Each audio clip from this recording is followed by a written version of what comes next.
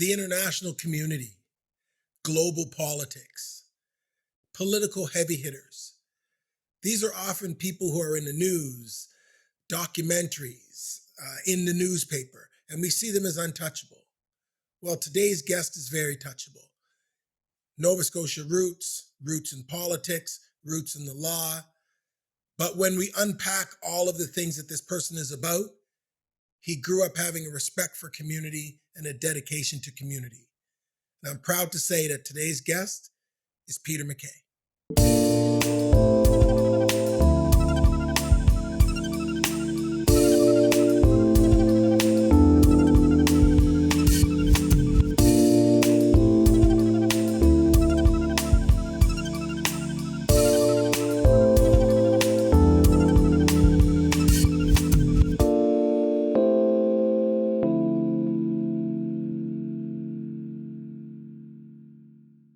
Welcome back, everyone, to Empathize Others, the podcast.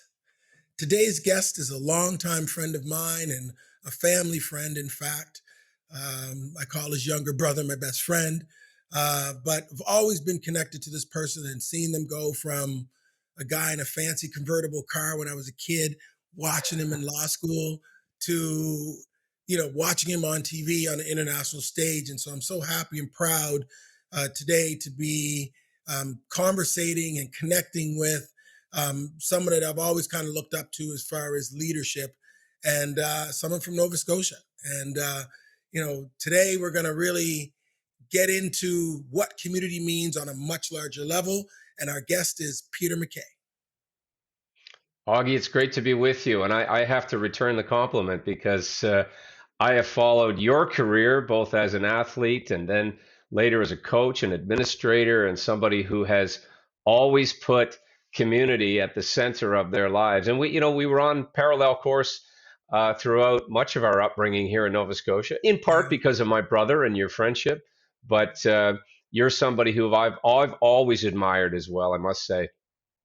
Oh, it's a lot of flattery, Peter. I really appreciate that because, my level and your level, I don't see them the same. But more than just that, and we're going to start early, I think that there's something that we'll find out in this podcast between us and how we grew up was family has a lot to do with it and the way that we were brought up. Because I always say that my household was, I think almost rule number one was you do things for community.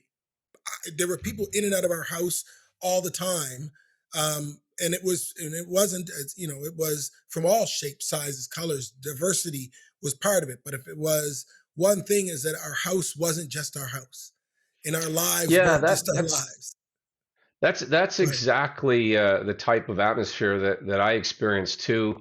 My dad, of course, people remember my father because of his involvement in politics, but it was really my mother that had arguably the biggest influence on me. And, we were in a single parent situation where my mom was working in the international volunteer space. She started or was part of an organization called the Women's Health Education Network.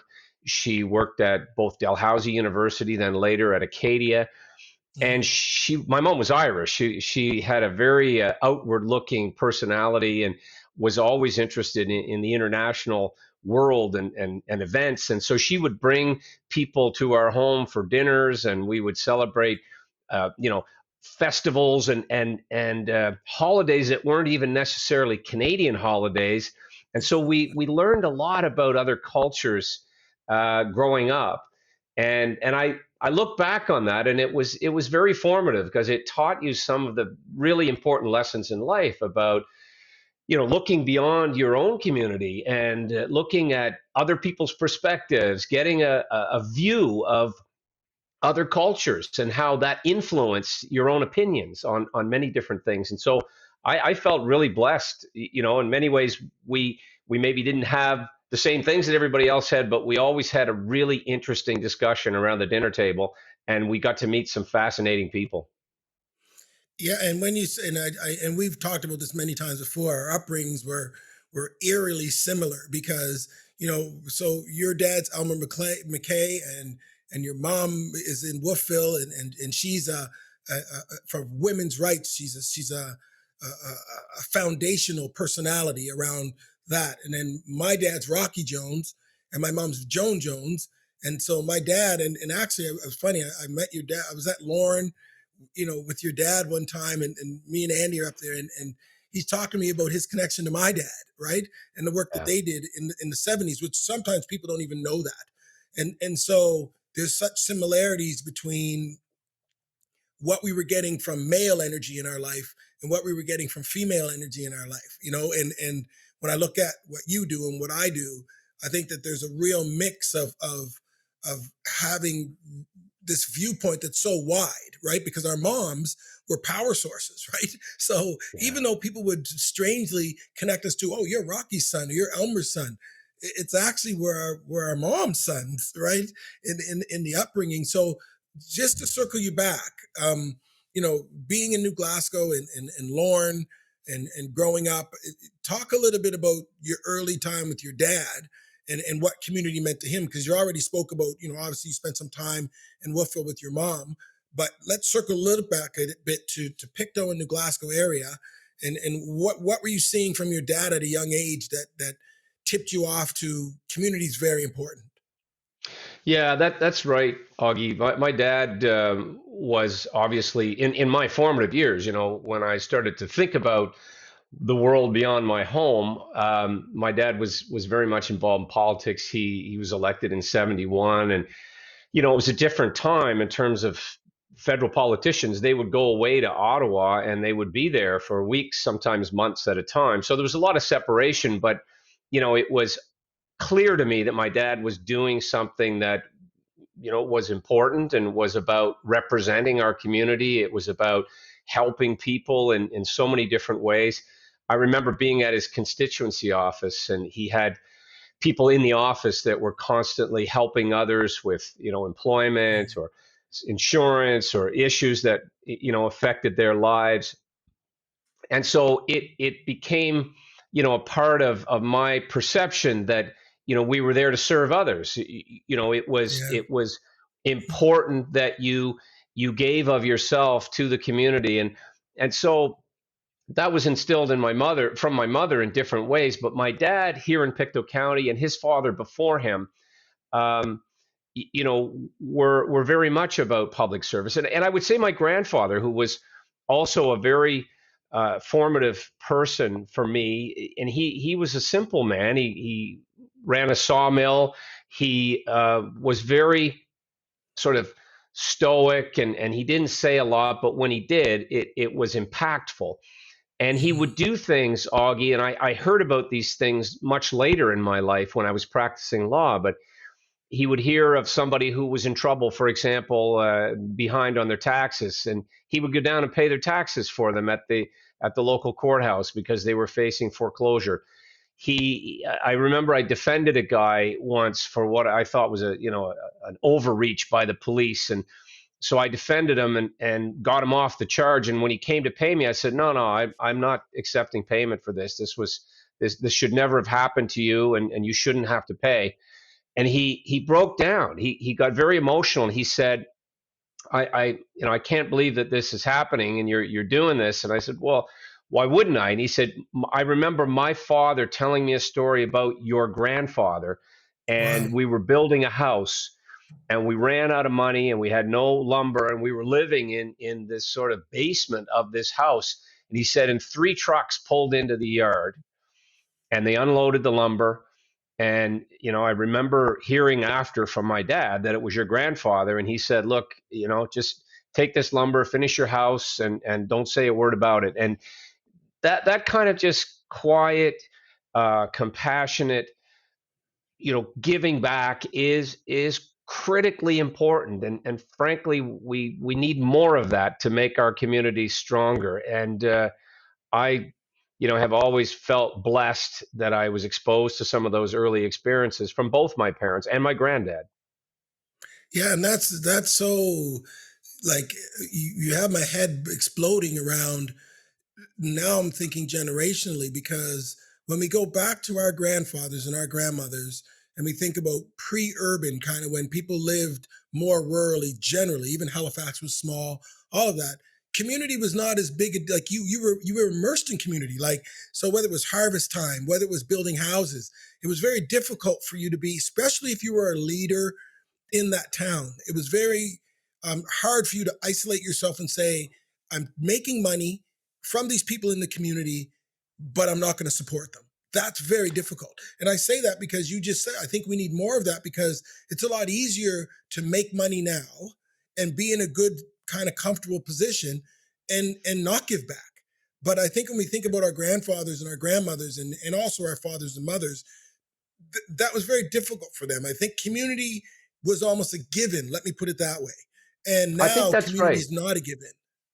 I Go think ahead. that's right, Augie. In part, as you said, because of the size and the population growth, but it was personal, in communities because people knew, as you just mentioned, who was doing well and maybe who was struggling, and you had to you inevitably encountered those people on the street, in church, in a store, and Yeah. and your kids went to school together. And I mean, this seems hard to believe, given we're close in age, but I went to a one-room school in Lorne, Yeah. and there was no running water. Like, it seems like an episode of Little House on the Prairie when I think back on it, but I just caught the tail end of that generation where before they started busing kids to rural schools, and it was primary to six.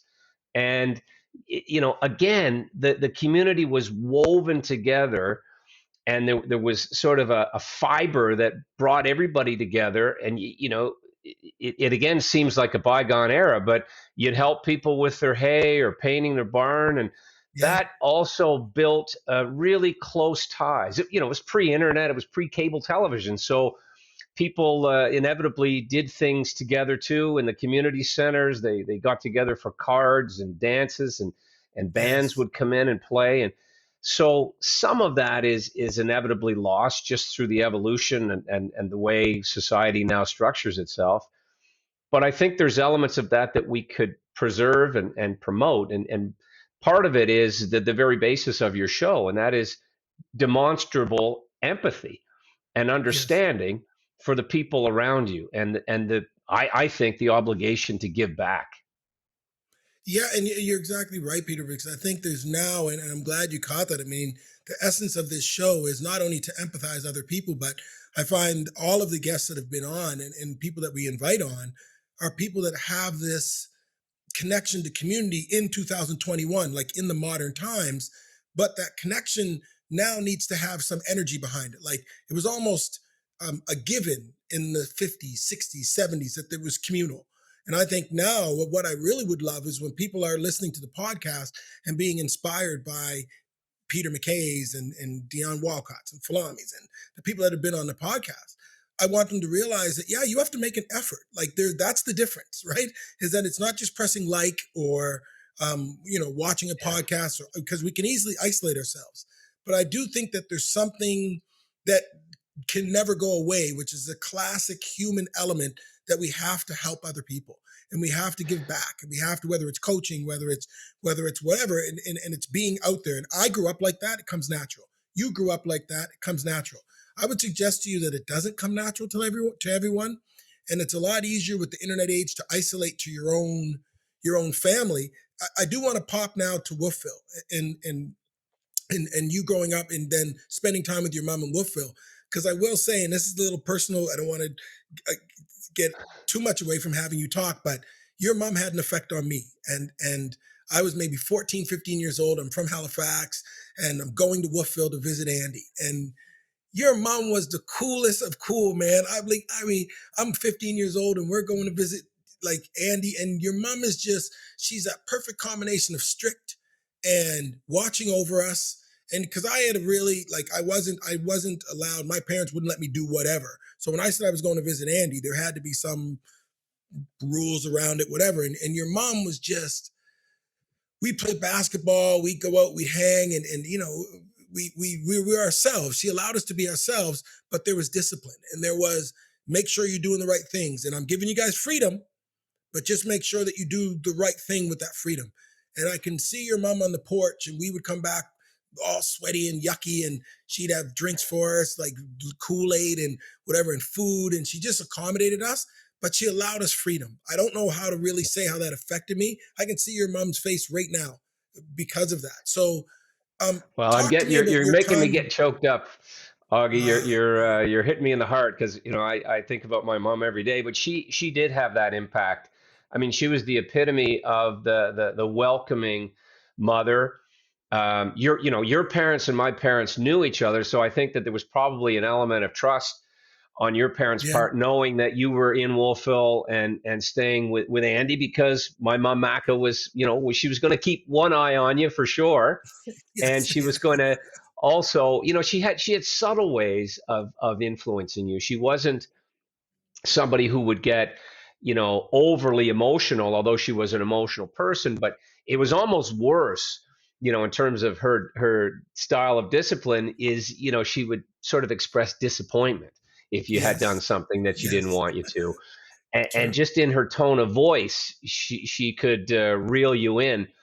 But she, all of my friends, Andy's friends, my sisters, they they did enjoy the freedom, but there was always a feeling, and I expect that you would share this. You didn't want to disappoint your parents. You didn't Yeah, want to get in trouble or do something that would make them, feel somehow that you hadn't lived up to what they would expect of you. And you were speaking earlier about how it takes effort in some ways to have an impact or to show empathy or compassion.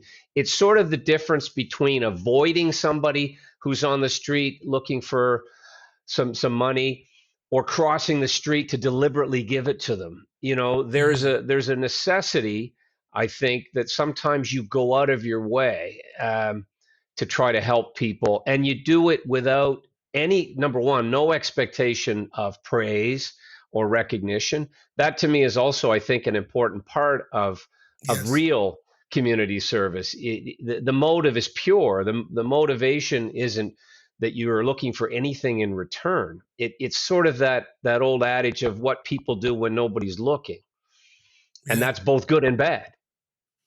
So my mom instilled a lot of those qualities, just not through words, but through her actions. And she just had this calm respect that she gave to everybody. It didn't matter where they came from, didn't matter what age they were. She always came at it from a place of, I respect you as a human being. And we noticed that in our household. We and noticed it that there was bounces no back too, airs. Peter. It bounces back because I think it's interesting as you're talking, and we can widen this out. When you give someone freedom, they don't want to disappoint you with that freedom, right? Yeah, And so when you give someone respect, it comes back in that kind of spiritual, logical way. Like, because your mom gave that space, we didn't want to disappoint her. But yet, if you're in that taking away, controlling, I'm going to control everything. Hey, you, what are you doing? Hey, like that part makes you want to go the other way. You know what I mean? You don't care yeah. if you disappoint. You're willing to break rules and things like that. And this does make me think about, you go to Horton in Wolfville for high school. You go to Acadia, it's a mix of Acadia and Carleton for undergrad. But there's the lawyer piece. So there's something around doing the right thing, serving the community, that bubbles up into a law degree.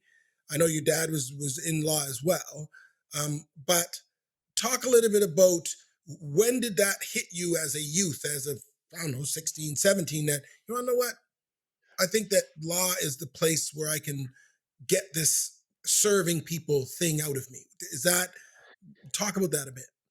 Yeah, I saw law as a career that would open doors to different aspects of life. I decided, Augie, quite early on that I wanted to be a criminal defense lawyer. That was sort of my plan, even before I left high school. Not entirely because of my father, but probably hearing some of the stories and meeting people in the community who he had defended.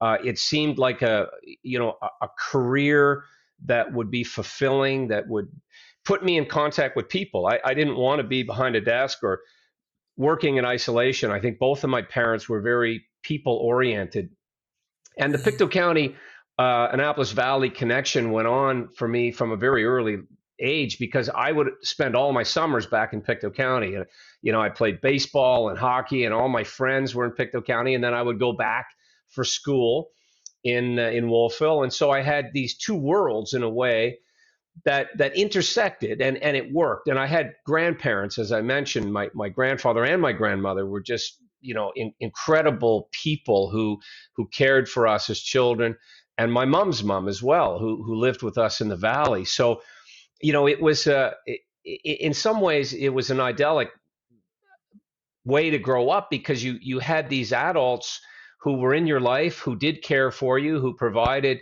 a good example. I was fortunate in that regard. And Mhm. as far as a career, I had two people who had, as parents they had a very strong work ethic. Both my parents worked very hard, and I was exposed to those examples of how I wanted to conduct myself personally, but professionally as well. I wanted to be able to go out and earn a living, and be able to give back in a volunteer basis. And so I always had career in mind, but I also knew that there was much more to life than simply earning a paycheck. Yeah, and I mean, it's so nice when I get into these conversations, Peter, because when you look at the us as youth, young, there's a definite connection between when we were 3 and when we were 8 and when we were 12 and when we were 15. Like there's a thread that when we have these conversations, I always see that thread come through, like where it makes logical sense how you ended up there. And then there was a real piece around, you know, when you became a Crown attorney in 1993, it was the people not focusing on victim impact, right? And that was one of Yeah. the things that was big for you, and that's again community oriented in the justice system. Where's the rights of the victim, right? In this, and that's a defense piece. So talk about, as you got more experience as a lawyer and you were doing these cases, how did that become such a focus? Yeah, so practically speaking, I articled in Halifax at the Attorney General's department. I decided I wanted to go back to Pictou County, and I opened up my own defense practice, and I was doing like a lot of different cases through legal aid certificates, as they're called. And and again, I want to reference your dad, because I remember sort of being in the legal community, and your dad was a real force, as a public defender, and somebody who had, been an advocate even before getting involved, professionally with the law. He Hmm. was somebody whose reputation was there. And so, we did continually sort of come in and out of each other's lives, Augie, mainly because of my brother, but our families as well. But, to answer your question, I was doing so many different cases, as young lawyers often do. And then something catastrophic happened in Pictou County. The Westray mine blew up. There was a Yes. horrible explosion. 26 men died. There was a big public inquiry, and then ultimately a criminal prosecution of the company and the mine managers. And as a result, in the office in New Glasgow, where I was doing most of my work in court and in Pictou, they had a shortage because they put all of the prosecutors on that one big file. And I'd been doing what they called per diem work. So all of a sudden, I was doing a lot more criminal law as a prosecutor. And Hmm.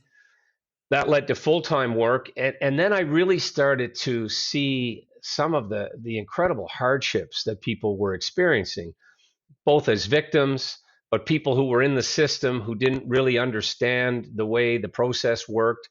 And as a result, they were almost re-victimized because of a lack of knowledge and understanding of what their rights were. Around Yes. that same time, I joined a couple community groups, one of them called New Leaf, which was aimed at Yeah. rehabilitating people who had committed acts of violence, mostly against their spouse, but also Tierman House, which was a home for women who'd been victims.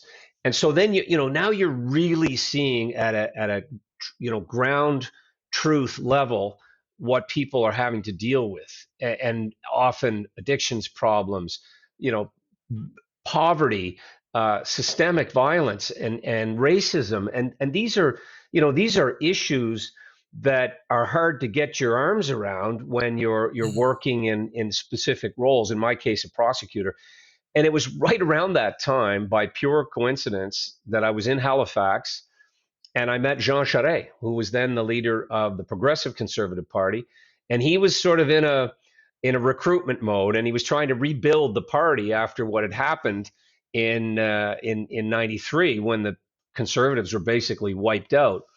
So that chance encounter led to further discussions, and I had no intention, Augie, I'll be honest with you, of getting in politics. I said I've seen enough of it from the sidelines with my father. I Yeah. saw, and I still think in many ways it contributed to the breakup of my parents. It's a tough, demanding lifestyle, Yes. and many professions are. But I had no intention of going into politics. I followed it. I was interested in it, but I almost sort of fell into it as a result of those early discussions and said, well, I'll try it. I'll give it a try. I probably won't be successful in it. And then I can come back and continue my practice of law. And something bizarre, again, you talk about how sometimes you react to somebody telling you that you can or can't do something. I was told by the chief prosecutor in Nova Scotia that I was forbidden to run for office. I said, wait, Okay. no, you can't tell me that I can't not put my name on a ballot. I mean, that's a fundamental right. And they fired me when I did. Whoa. So I Whoa. had to sue. I had to sue the province of Nova Scotia, and it went on for some time. And I didn't want that to be my entrance into public life, but it certainly it garnered a lot of news and attention, and probably in some ways unexpectedly helped me to win the first time in Yeah. 1997. Yeah. It And certainly and you've hardened me. perfect. It teaches you some lessons that you can get knocked down pretty quickly. And of course, as you've experienced, your life lesson is not getting knocked down. It's getting up again.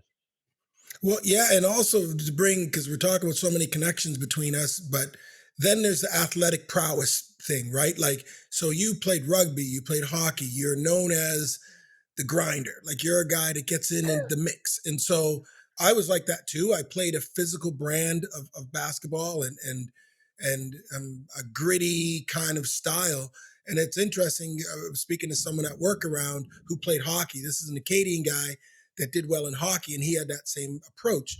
And so that approach flows into our public life. It flows into our professional life. Like, there is a part of me that takes on challenges professionally like I'm an athlete. I can't help it. It just this knob turns, and I'm now being challenged, and there's this energy that comes up that came up at game time, that came up in athletics. And so that's how I see that with you. And I want to encapsulate, and I'm doing this purposely, where we're not going to talk about all the fantastic things, and people partisan could say, oh, Peter MacKay this, Peter MacKay that, he's a great guy, not a great guy, whatever. I'm not into that. We're connected. But I do want to talk about, if we could, in order to kind of encapsulate it, is talk as you now, Jean Charest, you say you're going to try, you 97, you're going into politics. There's three pieces I want you to talk about. One is provincial politics in the community, then national politics, and we're not even going to get into the specifics of just what's your viewpoint on that and reflection, and then international, because I think that's the part of your Yeah. life that I was always kind of following. So provincially, I know, again, you didn't just follow your dad. There's all kinds of reasons why you got into it. What was your view of provincial political community? Yeah, and I'll come immediately to that, but just to finish a thought on sport, you learn a lot of lessons in life around ballparks and gymnasiums and fields and rinks, and I met a lot of great people who I still feel connected to in large part because of sports and some of those life lessons, about teammates and teamwork and Yes. overcoming injuries and difficulties. And so, like you, I found that a really important part of how I applied myself to certain tasks professionally after you get to a point where you have to let go, and your body tells you have to let go. And I saw you Yes. play many times, Augie, and you absolutely were the hardest working guy on the floor. And that always impressed me. And I think you took that kind of, I'm going to drive through to other Yeah. aspects of your life as well. Provincial Mhm. politics was something I again followed sort of on the periphery, and you knew the main players and the premier and people who were in various roles. Robert Stanfield was a guy who Mhm. was a larger than life figure, and he was the person who kind of recruited my father the way Charest had recruited me. So he was a guy who, again, I heard my father speak of. I had brushed up against him, briefly as a child in various parts of my life. So I knew that provincial politics was also a way that you could impact on your community.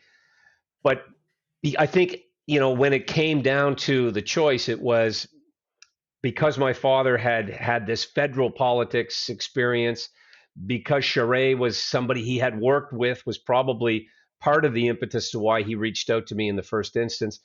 And I was drawn to that, to look, not just beyond my hometown or my community or my province, but I started Mhm. to see the bigger picture of how, federal politics is really where some of the big levers that you may want to pull exist. And the Parliament of Good Canada, point.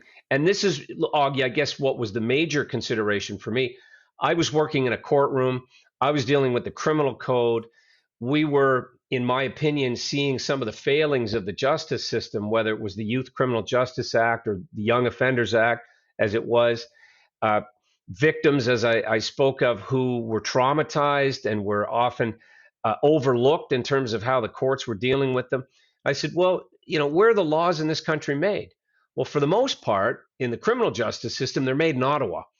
And so I guess in my naive way, I thought, well, if I really want to change laws, that's the place to do it. If I can get Yeah. to Ottawa, if I can get elected, maybe I can, in some small way, be in a position to change some of these laws. And, fast forward, and this is not to sound grandiose, but one of the last things I did before I left Ottawa in 2014-15 as Minister of Justice was introduce Canada's first Victims' Bill of Rights. And if there was Yes. one thing, and there's a number of things that I'm proud of and things that I wish I could change or do more or less of, as you say, but that Victims' Bill of Rights, I think, will stand the test of time, and it will have the broader impact of giving victims a better sense of where their rights really exist in a criminal justice system that will help them and their families. Yeah, and that's again, it's such a line or a thread in the story, because that's what you wanted to do even before you knew you were going to be able to pull that lever. You wanted to do that. So that's again, I think that, I don't know whether it's a calling or not, but when I speak to people in the podcast and they talk about how they started and where they are now, there's such a there's such a combination. There's such a, I can see it. I can see how you got there. Now, the other question for me, and this is an international piece, is that, and I taught in the Caribbean for 10 years.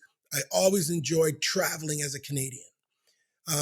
In some of the portfolios that you had, and this is including Minister of Foreign Affairs, what was it like? And like, what status do we have as Canadians? And I don't want, like, I know it could be generalized, but how did you feel representing our country globally? Well, there's an enormous sense of pride. And I think that Canada, and you've experienced this, Canada does represent a bit of a beacon for many people who are living in countries that are struggling, countries that are really feeling the effects of drought and war and conflict. And Yes. many people aspire to come to this country. It's held up as a beacon of human rights and opportunity, and Canada's been a country that has given mightily through foreign aid, through wars and peacekeeping. And so when you represent your country and you attend meetings or you go to visit foreign countries, hopefully to bring goodwill and in some cases good news, to make announcements, whether they be on trade, whether they be in relation to partnering. I did some work in the Caribbean as well, both with defense and justice, where we were helping them to build a Coast Guard. We were helping them Yes. to increase their capacity to cut down on trafficking or human trafficking, some of those really difficult issues. And so, a bit like this jersey behind me, you're pulling on your country's jersey, you're representing what you believe are really important values, and those include what this podcast is all about. I mean, how do you help people build themselves up? And that old expression about pull yourself up by your bootstraps, but if you don't have boots, and many of these Good point. countries have such a base existence that they really need countries like Canada to reach out. And one of the really, I guess, eye-opening experience for me when I was Minister of Defense was going to Afghanistan. And Augie, it was like going back in time to biblical times, where people were living an agrarian life on the land, literally in houses with mud floors. They had no human rights. The Taliban were an organization that didn't allow girls to go to school. There was no central government. There was no support systems. And, putting politics aside, Canada was there building schools, inoculating children against polio, giving them an opportunity to return to some semblance of an economy. And, you know, again, we saw the collapse of that country just in recent months, Yes. but they Yes. had 20 years of some kind of a peace dividend where they were allowed to experience in some small way what their country's potential could be. So, I feel entirely blessed to have had those experiences, to have traveled on behalf of my country, to have been a part of hopefully changing the trajectory of some of those countries who are really having a hard time. Yeah, and I think about, even metaphorically, you're putting on the Paul Henderson jersey metaphorically as you do this work and having that prestige of scoring that goal or doing what you can do to save people. And I use that analogy. And I just have to add a piece, Peter, which I just, we know that with the Indigenous community and some of the things that we have, I don't want to paint Canada that we can give that yin yang side of it and say we do a lot of good things, but we also have a lot of things, as you know, that we are responsible for, that we set up, that are truly Canadian, that are also not areas of pride, whether it be residential schools or we think about missing and murdered Indigenous women. We think about Africville. We think about, so from who my dad is and where I come from, there is a sense of I've got this weird two sides of me that's very proud to be a Canadian, but then there's another side of me that's super critical of some of the equity issues and colonial issues in Canada. And I would feel remiss if I didn't balance that out, because I am proud of the way you represented Nova Scotia and Canada. But then I also know that I wouldn't be able to have a discussion like this without at least mentioning the other side, that there's a lot of issues that are purely Canadian that we should not be proud of. And I Yeah, just no, that's want to lay that out. Yeah, no, and I'm glad you did, Augie, because you and I have had the opportunity to have some really honest discussions about where we go from here. And the where we go from here has to be informed by some of those historic wrongs. You mentioned Mm, residential schools, the school for African Nova Scotians, the treatment of people. Look, I come from Pictou County, and the town of New Glasgow was where Viola Desmond was arrested for sitting in a whites yes, only section of the theater. I mean, that's a painful part of our history, and the segregation that existed in my community in my lifetime is something that yes, we're still wrestling with. I'll yes, tell you just a quick reference that I am proud of is that when Condoleezza Rice, who was the first female black Secretary of State and a brilliant woman that grew up in segregated Alabama, came to Nova Scotia to thank our province for how we responded to 9/11. And yes, I convinced her to come to Pictou County. And one of the places that I wanted to show her along the Pictou waterfront was a monument to the Black Battalion. And yes. that was a battalion that was raised in Pictou County and Colchester County, and they were not allowed to serve as frontline soldiers. They were a construction battalion. But of course, when they got to France and were involved in the fighting, they gave them rifles, and they did what every other soldier did in defense of freedom. And they did it in ways that were never properly recognized. And there was one member of that battalion named Jeremiah Jones, and That's my he should great have great been given, grandfather. yeah, and That's he my should great have been great given the grandfather. Victoria Cross. I know, and I know you know this story. And Yeah, he should have got that recognition for his heroics, and he didn't, because he was black. And yeah, so, I number one, I wanted to show Condoleezza Rice because, you know, black Americans were not allowed to serve at all. And so, what I'm saying is that our histories, um, different in some ways, not better, not worse by comparison, but there is a lot of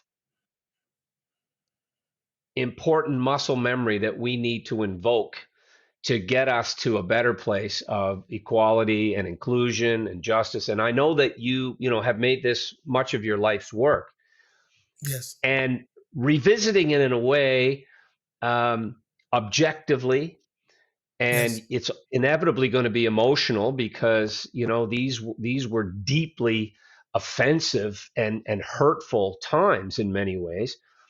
You yeah, know, just to finish the story on Jeremiah Jones, I was Minister of Defense, and we gave the Military Medal of Honor to the family in Truro. And I believe it was his sister, who was in her 90s, who accepted it on yes, behalf of the family.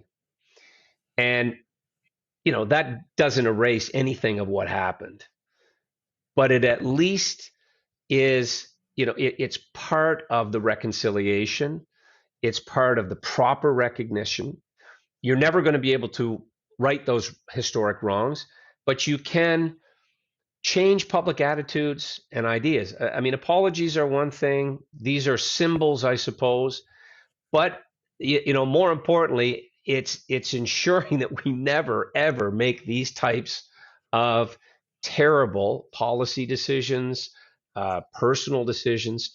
Anyway, I can't tell you anything about that other than some of the experiences that I had, um, have stayed with me and will continue to hopefully help me to raise my children in a way that they'll have these lessons earlier in their lives, perhaps, than I did, and be part of the generation that really becomes, you know, that panacea of acceptance and inclusion.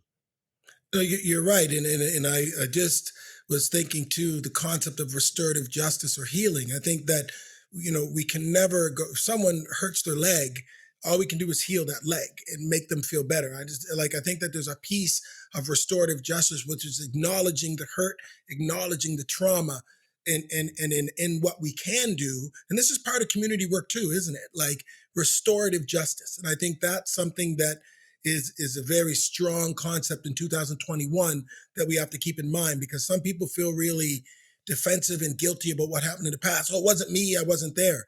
Right, but you're here now. And so in the present, you can be part of the restorative process. And so I appreciate that we added that discussion. But when you talk about your children, and this is a great kind of segue into the and kind of tailing off our conversation, which I thoroughly enjoyed and learned so much from, was now in full circle, you're back home. And Yeah. in 2012, you got married, you have three beautiful children. You're now back here. I see you often, to be honest. Um, and so the community comes full circle. And so you gave up a lot. There's many people that would say, oh, Peter should be still doing this and doing that. And you chose to circle back to the small community of Pictou County. How does that feel? Well, I feel like the luckiest guy alive because I get to be around familiar places and faces. I hope that my children will, in some small way, have similar experiences of being immersed in a community that, while imperfect, um, to me is more caring, is more apt to teach some of those, you know, smaller town values. I mean, I got involved in Special Olympics when I was here growing up because of my Mhm. cousin. I became a big brother in the Big Brother Big Sisters program when I was at Dalhousie. I still serve on a number of boards, including Wounded Warriors for soldiers who have suffered because of their service. Those type of community-based organizations, and just being around people, being part of a local church, the local Yeah. firefighters who hold dinners and do vaccinations and outreach.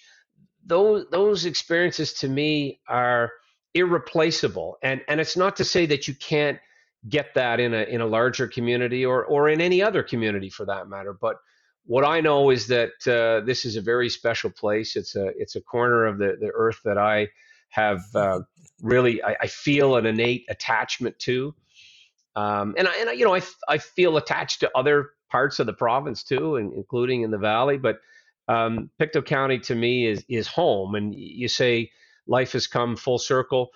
I hope there's still a little bit of space and a little bit of runway in that circle. And I had kids a little later in life than you did, Augie, but it changes you in ways that you don't even realize are happening. As you start to see things through their eyes, as you start to Yes.